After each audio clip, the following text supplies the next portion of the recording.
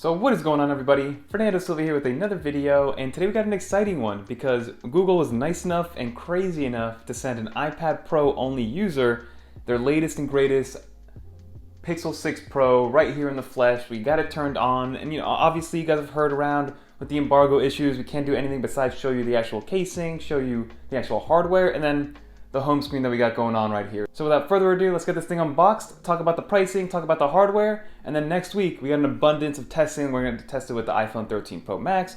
We're going to do camera testing, video testing. I might use this as a second camera for the channel itself. So stay tuned, stay subscribed, and let's see what the Pixel can do with an iPad Pro and iPhone only workflow. Let's get into it.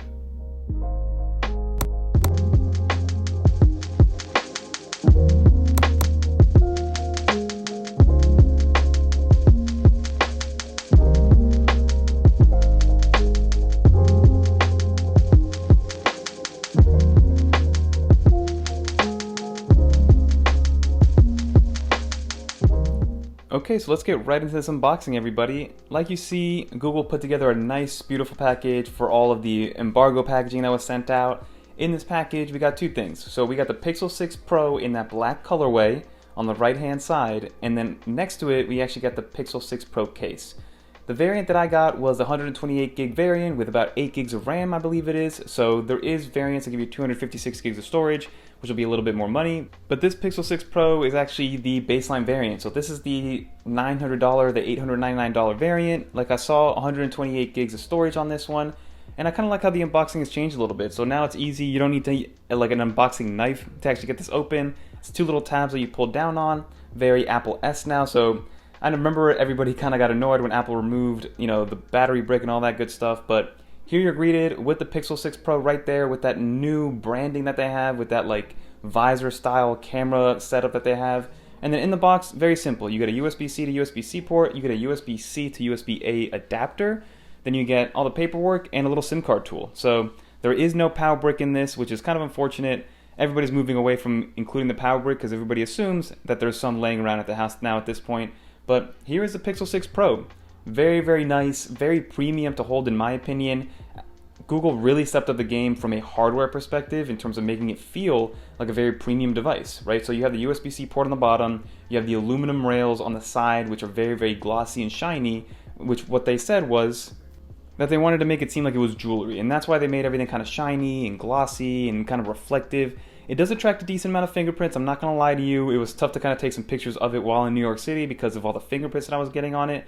But hey, overall, love the device from a hardware perspective. Here you can see it turning on, and I'm excited to see what I can do with Android as an Apple-only user or as an Apple-like primary user. But let's get out of the unboxing view, go to the normal view.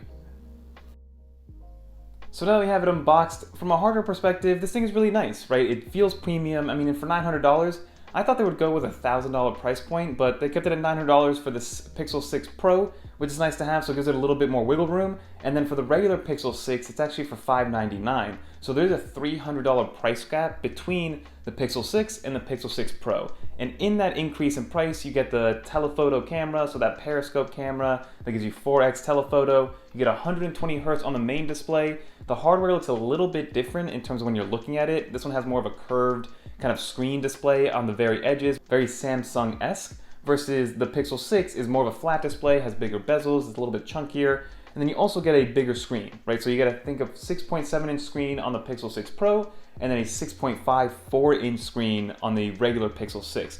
So it's not a huge difference in size, but you do get some nice upgrades on the camera side, on the actual screen side, and that's pretty much it when it comes to the upgrades. So you're gonna have to make that determination for yourself if $300 more is worth it for the Pixel 6 Pro. But again, like I said, we're gonna have some testing on it throughout the week next week, and I'm gonna show you guys exactly what we got going on.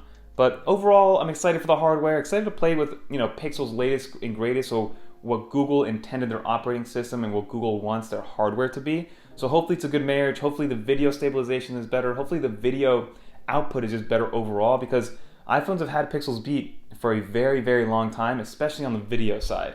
And now Apple seems to be caught up pretty well on the regular photo side too. So let's see what we got going on. But this was just my first impressions and unboxing.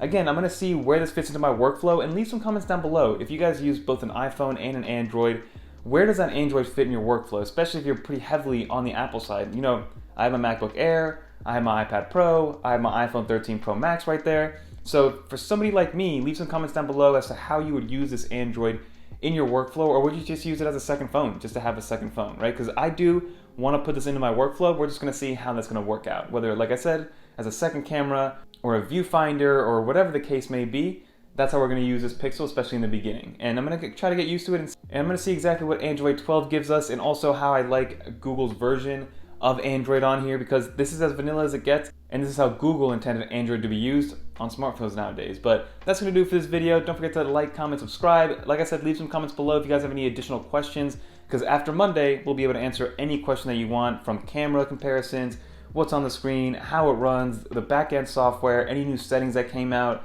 Pretty much everything is fair game come Monday. But like I said, don't forget to like, comment, subscribe. Until next time, peace. Yeah, this thing's pretty dope.